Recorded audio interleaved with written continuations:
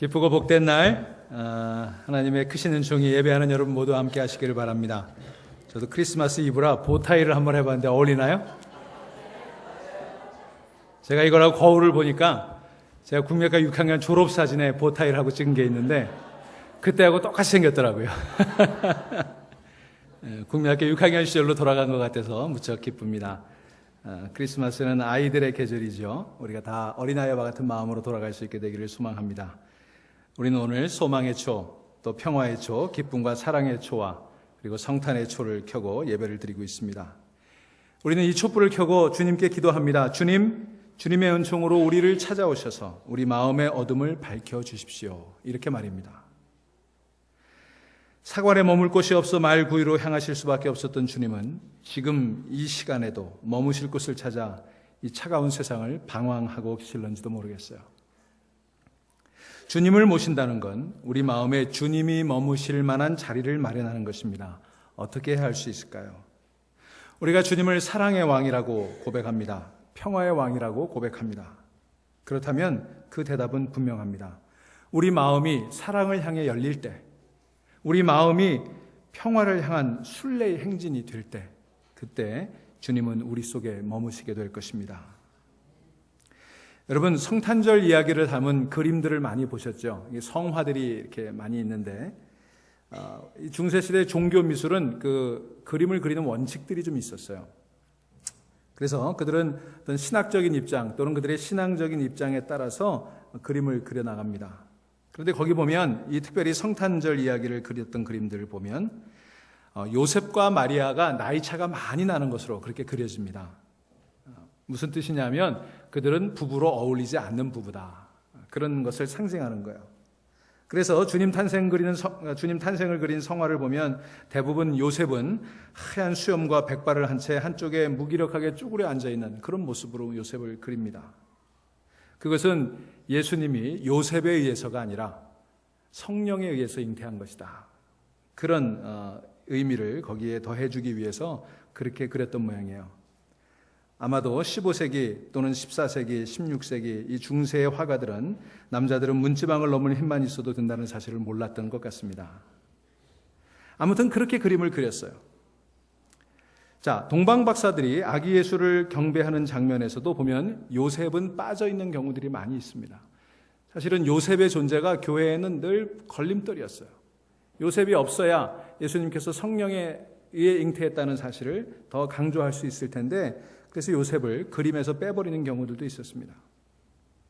이탈리아의 피렌체의 우피치 미술관에 있는 알브레이트 듀러라고 하는 사람의 동방박사의 경배라고 하는 그림에 보면 이 예수님이 태어나신 마구간이 쇠락한 다윗 궁전의 한 구석인 것처럼 그렇게 그려져 있습니다. 그것은 아기 예수가 다윗의 계보를 잇는 이스라엘의 왕이라고 하는 사실을 암시하기 위한 것이었을 것입니다. 이처럼 예수님의 탄생 이야기는 사람들의 상상 속에서 다양하게 채색돼서 우리에게 다가왔어요. 우리는 어쩌면 성경적인 크리스마스 스토리가 아니라 그렇게 사람들의 머릿속에서 그려진 채색된 크리스마스 이야기를 가지고 있는지도 모르겠습니다. 하지만 성경이 우리에게 전해주는 탄생 이야기는 그림이나 연극에서처럼 그렇게 낭만적이지 않았습니다. 주님은 폭력과 혼돈, 절망의 어두움이 드려진 시대 한복판에 태어나셨어요. 오늘 본문에 보면 마태복음 2장 1절에 헤로드 왕 때에 예수께서 유대 베들레헴에서 나시매, 여러분 이 한 구절이 그 시대의 상황을 적나라하게 보여주고 있습니다. 간단치 않은 이야기가 이 이야기 속에 있어요. 이 복음서를 쓴 이 저자가 굳이 헤로드 왕 때라고 명시한 까닭이 있습니다. 그것은 헤로드 왕 때는 정말 암담한 시대였다는 것을 의미하는 것입니다. 그런 시대에 우리 주님이 오셨고 오늘 성경 본문이 이야기하는 것처럼 동방박사들이 그 징조를 알아채고 경배하러 왔습니다. 저는 오늘 특별히 동방박사 이야기를 좀 해보고 싶어요. 여러분 동방박사 몇 사람이었어요? 예, 3사람. 이제는 많이 훈련이 되셔서 제가 물어보면 3사람 대답이 나옵니다. 성경 어디에 3사람이라고 되어 있어요? 찬송가에 되어 있습니다. 성경 어디에도 동방박사 3사람이라는 얘기가 나오지 않아요. 동방박사가 3사람이라는 이야기는 찬송가에만 나옵니다. 동방박사 3사람. 아마 사람들은 이렇게 상상했을 거예요. 황금과 유향과 모략 3가지 예물을 드렸으니 남의 집 돌잔치, 남의 집 그 아기 태어난 집에 빈손으로 왔을 리는 없고 아마 황금, 유향, 모략 세 가지 예물을 가져왔을 것이다. 그러니 세 사람이었을 것이다. 추측을 할 뿐이지 성경에 그 어디에도 동방박사가 세 사람이라는 이야기는 없습니다. 어쨌든 교회는 오랫동안 동방박사가 세 사람이라고 그렇게 알고 믿고 왔습니다. 그리고 황금, 유향, 모략이라는 예물을 드렸다는 거 여러분 다 아시죠? 제가 오늘 어느 목사님의 글을 읽었더니 재미있는 글이 있었어요. 그 목사님 교회에서 터키의 어느 선교사님을 후원하고 있는데 그 터키에 계신 선교사님이 크리스마스 선물을 이 목사님에게 보내오신 거예요. 그 선물을 열어보니까 박스가 3개 있는데 첫 번째 박스를 열었더니 터키 지방에서 나는 유향, 그걸 보내왔다는 거예요. 굉장히 의미 있는 선물이죠. 그래서 목사님 굉장히 기뻤어요. 두 번째 박스를 열었더니 몰약이 들어있었습니다. 야, 황금, 유향, 모략 이것을 상징해서 특별한 크리스마스 선물을 보냈구나. 그리고 세 번째 뚜껑을 딱 열었더니 이렇게 써 있었습니다. 황금은 알아서 구하십시오. 선교사님이 굉장히 센스가 있는 분이었던 것 같아요. 어쨌든 동방박사 세 사람이 황금과 유향, 모략 세 가지 선물을 바친 것으로 우리는 이해하고 있습니다. 하지만 교회사에 전해져 내려오는 전설에 의하면 동방박사는 4사람이었습니다. 카스파리라고 하는 사람과 멜코일이라고 하는 사람과 벨더자라고 하는 3사람의 동방박사 이외에 알타반이라고 하는 페르시아에서 온 4번째 동방박사가 있었습니다. 그는 청옥과 루비와 진주를 가지고 주님을 경배하러 가고 있었습니다. 알타반의 당시 나이는 40살이었습니다. 그는 페르시아의 조로아스트 교회의 제사장이었습니다. 알타반은 구약의 예언을 듣고 구약을 연구하기 시작했습니다. 그리고 주님의 오심을 기다리는 사람이 되었습니다. 어느 날 문득 그는 하늘의 이상한 별을 보고 친구들과 수많은 사람들의 비웃음에도 불구하고 청옥과 루비와 진주를 들고 아기 예수를 만나기 위해 이천리 길을 떠나게 됩니다. 오르테스 산기슭을 지나고 니키아 광야를 거쳐서 유브라데 강을 건너 10일째 되는 날 그는 동료 3명과 만나서 함께 이 아기 예수를 메시아를 경배하기로 약속한 그 곳에 도착을 했지만 그런 그만 시간을 늦고 말았습니다. 나머지 3명의 동방박사들은 이미 그곳을 떠나고 없었습니다. 만약에 거기서 만나지 못하면 7일 후에 다시 만나기로 한 그 장소를 향해 그는 길을 서둘러 떠나서 발걸음을 재촉하고 있었습니다. 그리고 이제 저녁이 되어서 그가 종려나무 아래 있을 때 거기 한 히브리인을 만나게 됩니다. 살려달라고 신음하는 병자를 돌보아야 할지 서둘러 길을 떠나야 할지 그는 갈등합니다. 그 병든 히브리인을 그냥 놓고 가자니 그가 곧 죽을 것 같았고 그리고 그를 돌보자니 경배하러 가야 되는 그 길을 늦을 것만 같았습니다. 하지만 알타반은 차마 병자를 두고 떠날 수가 없어서 그 병자를 극진히 돌봐주고 떠나기로 했습니다. 그 병자가 알타반에게 당신은 누구냐고 묻습니다. 알타반은 자신이 페르시아에서 온 사람으로 예루살렘에서 태어날 새 왕을 찾아가는 중이라고 소개합니다. 그리고 그 환자에게 자기가 가지고 있는 모든 약으로 그를 치료해주고 서둘러 길을 떠납니다. 그때 이 히브리 병자는 하나님의 은혜가 당신과 함께 하기를 소망한다고 그렇게 축복을 한 이후에 새 왕이 태어나실 곳은 예루살렘이 아니라 베들레헴이라고 가르쳐줍니다. 그는 그렇게 환자를 돌보고 이제 2번째 장소에 도착했지만 이번에도 환자를 돌보느라 시간을 놓친 나머지 3명의 동료들은 이미 떠나고 없었습니다. 배고픔과 먼 여정의 피곤함과 좌절로 고통스러웠지만 그는 다시 이제 베들레헴으로 길을 떠나기 시작했습니다. 드디어 베들레헴에 도착한 그는 3명의 동방박사가 이미 3일 전에 경배를 마치고 떠났다는 사실을 알고 무척 낙심합니다. 한없이 고요한 베들레헴, 알타반은 거기서 아기를 품고 있는 한 여인을 만납니다. 그 여인에게 묻습니다. 베들레헴에서 나신 왕이 어디 계십니까? 이 여인은 새 아기 왕은 애굽으로 떠났습니다 라고 들려줍니다. 그러면서 자기 품속에 있는 아기를 재우려고 애를 씁니다. 이 아기가 알타반의 가슴에 페르시아의 장식이 있는 옷고름을 만지면서 방실방실 웃습니다. 그 너무나 아름다운 그 아기의 모습을 보면서 이 알타반은 미소를 짓고 있을 때 그때 문이 열리면서 헤롯의 병사들이 들이닥쳤습니다. 그리고 그 병사들은 이 아기를 뺏으려고 합니다. 헤롯 왕의 명령에 따라서 2살 이하의 아이를 다 죽이려고 하는 그 명령을 지키기 위해서였습니다. 자, 이 알타바는 그 아이의 미소를 지켜봤기 때문에 그 아이가 그렇게 죽도록 내버려 둘 수가 없었어요. 그래서 자기가 가지고 있는 그 새로 태어난 아기 왕에게 주려고 했던 청옥을 주면서 이 병사에게 부탁을 합니다. 이 아이를 살려주십시오.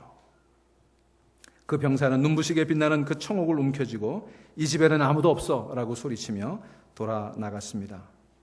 알타바는 새로 태어난 아기 왕에게 드릴 청옥을 이 아이를 위해 써버렸던 것입니다.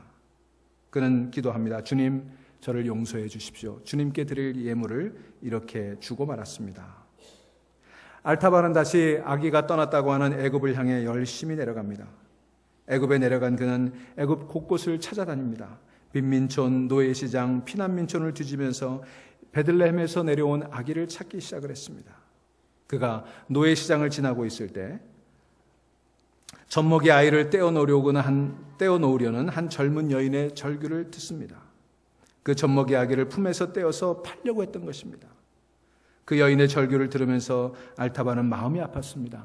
저 아이를 팔아버려야 하는 그 여인의 처지를 생각하니 마음이 아파 견딜 수가 없었습니다. 그래서 알타바는 이제 자기가 아기 왕에게 주려고 준비한 남은 2가지 예물 가운데 루비를 꺼내 그것을 주고 그 여인과 아기를 삽니다. 알타바는 여인에게 당신의 마지막 소원이 무엇이냐고 묻습니다. 이 여인은 아직도 내 가족과 친구들이 있는 애굽의 남쪽 고향 땅 구스에 내려가 보는 것이 소원이라고 말을 합니다. 알타바는 그 여인과 아기를 태우고 머나먼 구스 땅으로 내려가 그 여인을 가족에게 돌려보내줍니다. 그렇게 다시 돌아오죠. 이런 모든 일들이 세월이 흐른 후에 33년이 되었습니다. 알타바는 그 33년 세월 동안 곳곳을 다니며 새로 태어난 왕을 찾아다녔던 것입니다. 그에게는 이제 청옥을 주고 진주를 주고 루비를 주고 나서 마지막 진주가 하나 남아 있었어요. 그는 그것을 품에 꼭 간직한 채 이 마지막 선물만은 새 왕에게 드리고 싶은 마음을 다짐했습니다. 그는 이제 예루살렘을 향해 올라왔습니다. 40세에 집을 떠난 그는 이제 어느덧 나이가 70을 넘어서게 되었습니다. 그의 육신은 늙어 이제 병들게 되었습니다. 알타바는 그렇게 돌아온 예루살렘, 6월절이었습니다. 수많은 인파로 가득 찬 예루살렘 거리에 들어섰습니다. 사람들이 술렁거리고 군인들의 뛰는 발자국 소리들과 고함 소리를 들었습니다. 알타바니 사람들에게 묻습니다. 무슨 일이 있는 거요? 사람들은 이야기합니다. 당신 지금 무슨 일이 있는지 모르시오? 3사람이 십자가 사형을 당하는데 이 사형을 면한 사람은 우리의 혁명 지도자 바나바라고. 바나바 대신 못 박히게 된 사람은 나사렛 예수인데 그는 광야에서 이적을 행했고 눈먼 자를 눈뜨게 하고 안진뱅이를 일으켜 세우고 문둥병자를 낫게 하고 세리와 창기들에게도 사랑을 베풀었던 사람이었습니다. 라고 이야기해 주었습니다. 알타바는 마음속에 이분이야말로 내가 그토록 찾아 헤매던 새 왕이었을 것이다 생각이 들었습니다. 그는 마지막 품속에 간직한 진주를 만져봅니다. 그가 새 왕이라면 이 보물로 이 사람을 속량해야 되겠다. 그렇게 생각하고는 십자가를 향해 걸어 나아갑니다. 알타바니 예루살렘 성문을 들어서기 직전 성문 앞에 한 소녀가 죽은 아버지의 빚 때문에 빚쟁이들에게 끌려가면서 울부짖는 광경을 발견합니다. 저를 좀 살려주십시오. 저를 좀 살려주십시오. 알타바는 어쩌면 새 왕일지도 모르는 십자가에 박히는 이 나사렛 예수와 죽은 아버지의 빚 때문에 창녀촌으로 끌려가야 되는 이 소녀 사이에서 갈등을 합니다. 그러나 그 소녀의 울부짖음을 외면할 수 없어 그는 마지막 그의 품에 간직해 두었던 진주를 주고 그 소녀를 풀어줍니다. 이제 아무것도 남지 않았습니다. 그가 가지고 있던 청옥과 루비와 진주, 그 귀한 예물을 다 내어주고 났는데 그는 처음으로 이상한 평화가 그의 마음속에 찾아드는 것을 깨달을 수가 있었습니다. 그 순간 갑자기 하늘이 어두워지기 시작합니다. 알타바는 서둘러 골고다 언덕을 향해 걸어갑니다. 온 땅이 어두워지는 가운데 유대인의 왕이라고 하는 명패가 그의 눈에 들어왔어요. 십자가의 죽음 가운데서도 공포 하나 없는 주님의 얼굴이 이제는 숨을 헐떡이며 골고다 바위에 겨우 자기의 몸을 의탁한 알타반의 얼굴을 내려다보고 있었습니다. 주님의 얼굴과 알타반의 눈이 마주치는 순간 알타반은 이분이 바로 베들레헴에서 나셨던 그 새 왕이었다는 사실을 확신하게 되었습니다. 그는 주님 앞에 이렇게 말씀드립니다. 주님, 당신에게 드려야 될 것을 나는 하나도 지키지 못하고 이제는 텅 빈 손 죽어가는 몸뚱이 하나로 당신 앞에 왔습니다. 그때 알타반의 마음에 주님의 음성이 울려왔습니다. 너는 내가 줄일 때 먹을 것을 주었고 내가 목마를 때 마실 것을 주었고 내가 나그네 되었을 때 영접해 주었고 내가 벗었을 때 입을 것을 주었고 내가 병들었을 때 돌봐주었으며 내가 옥에 갇혔을 때 찾아주었다. 지극히 작은 자에게 한 것이 바로 내게 한 것이니라. 새 왕을 찾아 헤매며 수많은 좌절 가운데 섰지만 평생에 몰랐던 너무나도 신비로운 전율이 그를 사로잡았습니다. 쏟아지는 이상한 평화에 온 몸을 맡긴 채 이제는 그는 안식할 수 있다고 하는 평안을 누리게 되었습니다. 알타반은 그렇게 십자가 아래서 정말 평화로운 모습으로 숨을 거두었습니다. 그의 찔림은 우리의 허물을 위하며 그의 상함은 우리의 죄악을 인함이라. 사랑하는 여러분, 진정한 경배는 3명의 동방 박사들만이 드렸던 것이 아닙니다. 바로 이 4번째 동방 박사 알타반에 의해서 진정한 경배가 이루어졌던 것입니다. 사랑하는 여러분, 우리는 주님께 무슨 예물을 드릴 수 있습니까? 여러분은 황금을 가지고 있습니까? 유향을 가지고 계십니까? 몰약을 가지고 계십니까? 신학자들과 교회는 황금과 유향과 몰약에 신학적인 의미를 부여합니다. 하지만 저는 거기에 관심이 없습니다. 다만 제가 관심하는 것은 동방 박사들이, 지체 높은 사람들이 그 베들레헴 말구유에 태어난 그 어린 아기에게 무릎 꿇어 경배했다는 사실입니다. 그리고 비록 전설이긴 하지만 알타반과 같은 사람이 자신의 가장 귀중한 3가지 예물을 주님을 위해, 가난한 이들을 위해, 병든 이들을 위해, 그리고 상처받은 이들을 위해 드렸다는 그 사실입니다. 이것이 크리스마스의 가장 아름다운 풍경이 아니겠습니까? 사랑하는 여러분, 오늘 우리는 우리 가운데 오시는 주님에게 무슨 예물을 가지고 오셨습니까? 조용히 묵상하십시다.